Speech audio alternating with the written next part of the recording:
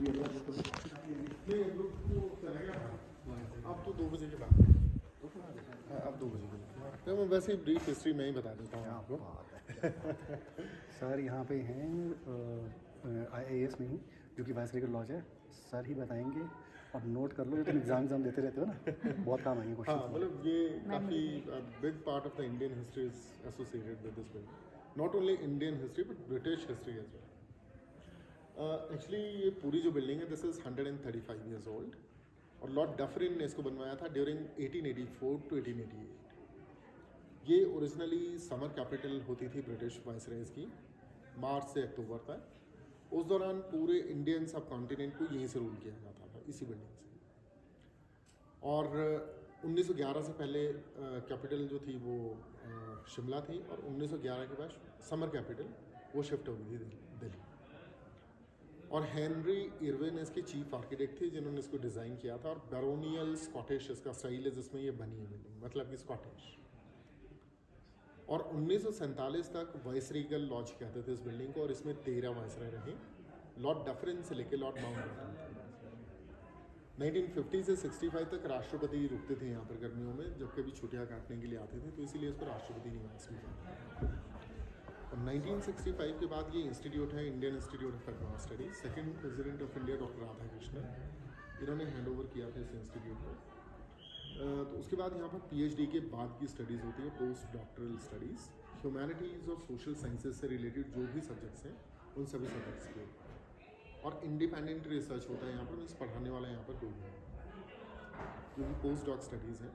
और totally sponsored programme होता है ये गवर्नमेंट ऑफ इंडिया की तरफ से, ministry of higher education and department of higher education.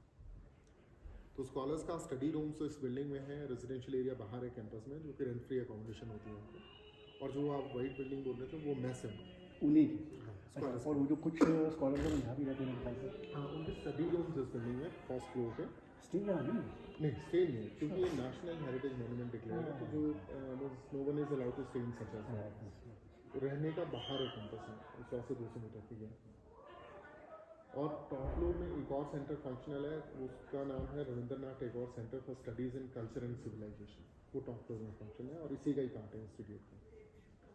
बाकी ये जो वुडवर्क हुआ है यहाँ पर टोटल इस बिल्डिंग में, ये टीक वुड है पूरी और बर्मा से बनी है, जिसको सागवान बोलते हैं ना हमारे यहाँ। टेक वुड, हाँ। और फ्लोरिंग लोकल पाइन और सीडर वुड की है। ये इंडियन एम्बलम इसको भी चेंज किया है इंडिपेंडेंस के बाद, इससे पहले ब्रिटिश आर्मी में था। टॉप में कुछ वेपन्स लगे होते थे पहले इस तरह, लेकिन उनका राष्ट्रपति भवन में शिफ्ट किया, और वो डेकोरेटिव वेपन्स थे, उनको यूज़ नहीं किया है।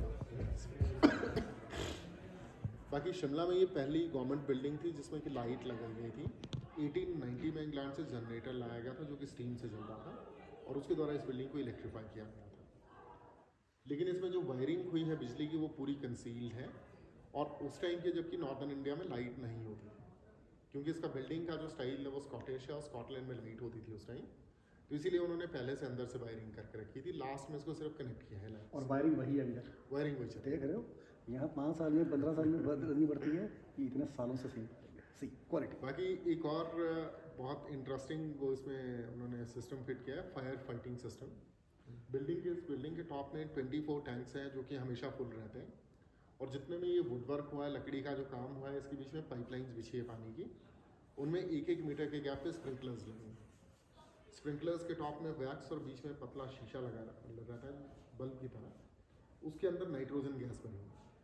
टेम्परेचर अगर कभी 60 डिग्रीज तक बढ़ता है तो टेम्परेचर से या तो मोम पिघल जाता है, या फिर नाइट्रोजन गैस है उसके अंदर, नाइट्रोजन ठंडी होती है, टेम्परेचर बढ़ने पर वो एक्सपैंड करती है और एकदम पूरी बिल्डिंग में पानी निकलना शुरू हो जाता है।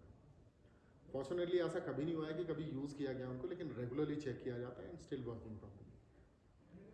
बाकी सामने जो लाइब्रेरी है वो पहले उनका डांसिंग हॉल होता था, बॉल रूम, लेकिन अब उसको लाइब्रेरी में कन्वर्ट किया है। So will just take a look.